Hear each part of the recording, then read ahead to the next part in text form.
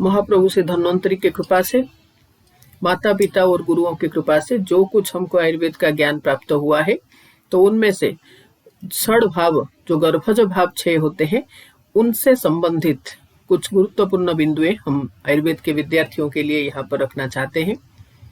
तो टोटल 6 भावों के बारे में हम पढ़ते हैं। तो पहले हम समझेंगे भाव क्या है। तो भाव मीन्स जो कुछ हमारे सामने है, जो कुछ हमारे साथ है, प्रेजेंस इज भाव। और जो हमारे पास प्रेजेंट नहीं है तो वो है अभाव। उपलब्धता ही भाव है और उपलब्धता की एब्सेंस ही अभाव है ना। तो हमारे अंदर जो कुछ भी आया है, चाहे वो शारीरिक हो सकता है, चाहे वो मानसिक हो सकता है, वो दृश्यमान हो सकता है, वो अदृश्य भी हो सकता है, वो सारे हैं भाव।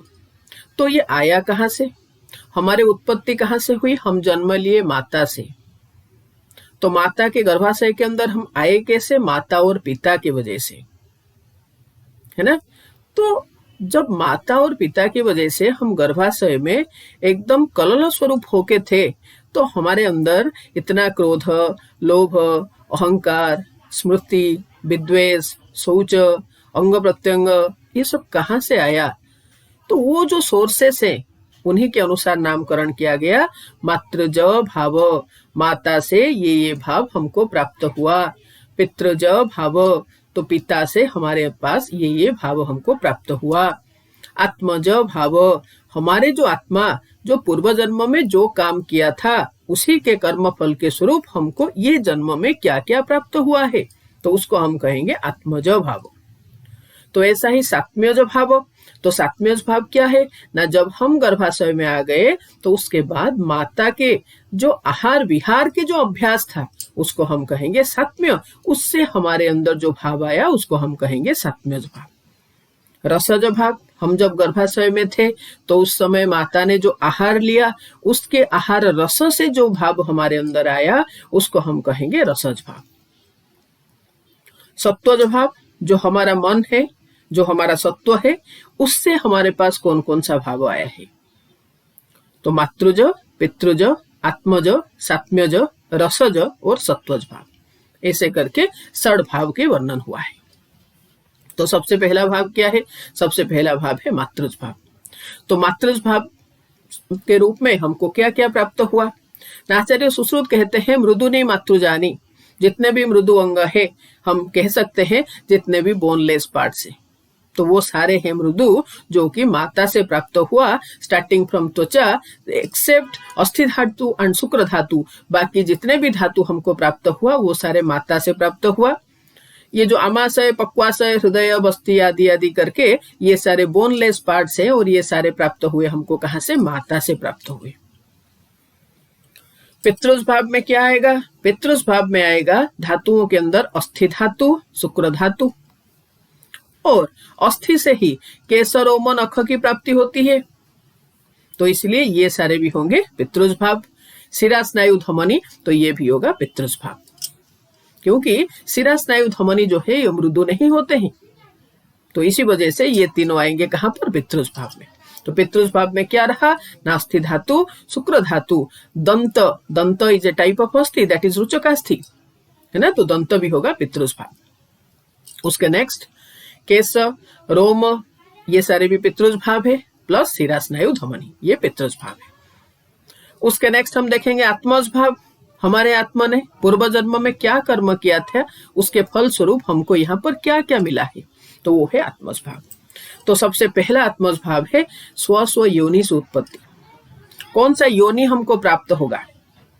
तो योनि के वर्णन जब चरक कर रहे हैं तो वहां पर वो बता रहे हैं 4 प्रकार के भूत योनि हैं। तो 4 प्रकार के भूत योनि जो है उनमें से कौन से योनि हमको प्राप्त होगा, तो ये हमारे पूर्व जन्मकृत कर्म ही निर्धारण करेगा। और कर्म को कर्ता कौन है? आत्मा करता है। जो कर्ता, ये जो शब्द कर्ता है, कारण है, ये किसके लिए पढ़ते हैं? आत्मा के लिए पढ़ते हैं, क्योंकि आत्मा के निर्देश से ही सब कुछ कर्म होता है। तो उसी के आधार पर हमको यहाँ पर योनि प्राप्त हुआ है। हम वृक्ष होंगे, या हम जरायुज होंगे, या हम स्वेदज होंगे, हम क्या होंगे, तो वो योनि हमको प्राप्त होगा हमारा पूर्व जन्मकृत कर्म के आधार पर। तो इसलिए ये आएगा आत्मज भाव के अंतर्गत। उसके नेक्स्ट मन, चैतन्य, इंद्रिय, आयु, ये सारे आत्मज भाव है। क्यों? क्योंकि आत्मा जो है वो चेतन है पर वो निष्क्रिय है। मन जबकि क्रियावान है लेकिन ये अचेतन है, इसलिए बिना आत्मा के मन कर नहीं सकता काम। जब तक आत्मा हमारे शरीर के अंदर प्रेजेंट है तब तक हम जीवित है, आयुष्मान है। तो मन, आयु, इंद्रिय, चैतन्य, कॉन्शसनेस, तो ये सारे आत्मा से ही प्राप्त होते हैं। तो ये चारों को इकट्ठा याद रखना है। क्या क्या ना? मन, आयु, इंद्रिय और चैतन्य। उसके नेक्स्ट प्राण, अपानो, धारण, प्रेरण। प्राण, अपानो, प्रेरण, धारण, है ना? तो ये भी आत्मज भाव है। आकृति, स्वर, वर्ण, विशेष, सबका चेहरा एक जैसा क्यों नहीं है? सबका स्वर एक जैसा क्यों नहीं है? सबका वर्ण एक जैसा क्यों नहीं है? ये सारे हमारे पूर्व जन्मकृत कर्म के फल स्वरूप हमको प्राप्त हुआ है। तो आकृति मीन्स हमारा चेहरा, हमारा स्वरूप, हमारा स्वर, हमारा वर्ण, तो ये सारे होंगे आत्मज भाव। और हमने आध्यात्मिक गुण के बारे में जानते हैं क्या? बुद्धि, सुख, दुख, इच्छा, द्वेष, प्रयत्न, तो ये संपूर्ण आत्मा के अधीन में होते हैं और ये आत्मज भाव के स्वरूप में हमको प्राप्त हुआ है। तो बुद्धि, सुख, दुख, इच्छा, द्वेष, प्रयत्न, तो ये सारे भी आत्मज भाव ही है। उसके साथ स्मृति, तो स्मृति जो है वो भी आत्मज भाव ही है। लास्टली जब हम सत्वज भाव पढ़ेंगे वहां पर भी स्मृति होगा। तो याद रखना, एक है द्वेष और एक है स्मृति, ये दोनों है बोथ आत्मज एंड सत्वज भाव।